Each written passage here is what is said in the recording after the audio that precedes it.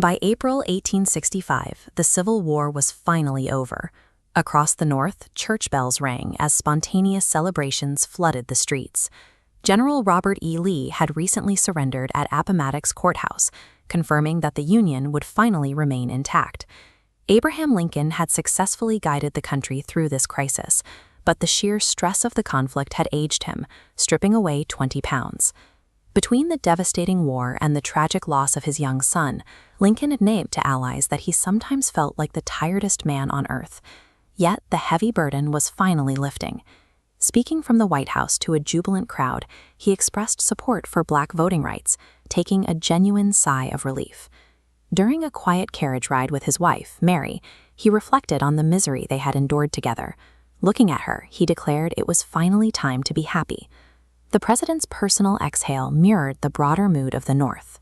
The country believed the era of violent struggle had concluded, but in the shadows of Washington, a bitter resentment brewed among those who had watched their side lose. Watching Lincoln's optimistic speeches was John Wilkes Booth. He was a famous actor, but behind that celebrity status, he was a deeply radicalized Southern extremist. Booth viewed Lincoln's push for voting rights as a direct attack. He held the president personally responsible for the ruin of the South.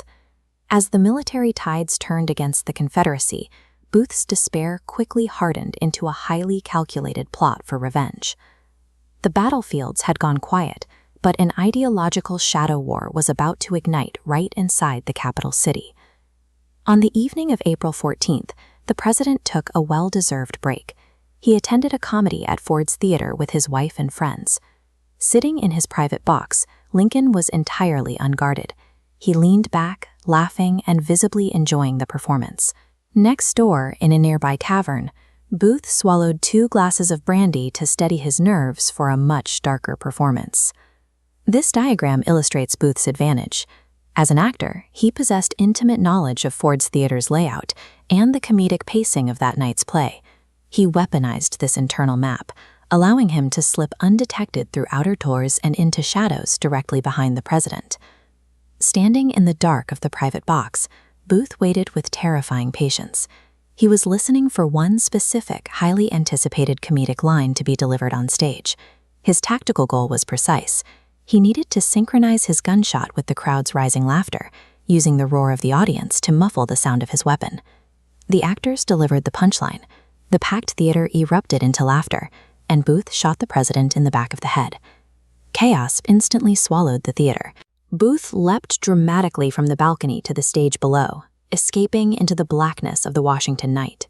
In a fraction of a second, the nation's highest peak of celebratory triumph was violently inverted into the first murder of an American president. Across the street in a crowded boarding house, doctors frantically tried to save him, but the wound was fatal, and Abraham Lincoln passed away at 7:22 the following morning. The joy of the war's end evaporated. The country plunged into deep mourning, organizing a solemn 12-day funeral train procession to carry his body back to Illinois. While millions lined the railroad tracks to weep, a massive military manhunt mobilized to track down the fleeing assassin. This map traces the pursuit. For nearly 2 weeks, Booth evaded capture as authorities pushed the search outward. Finally, on April 26th, Union cavalry tracked him down, cornering Booth in a Virginia barn, where he was shot and killed. The elimination of Booth closed the immediate crisis. However, it left a recovering country grappling with a sudden, massive leadership vacuum.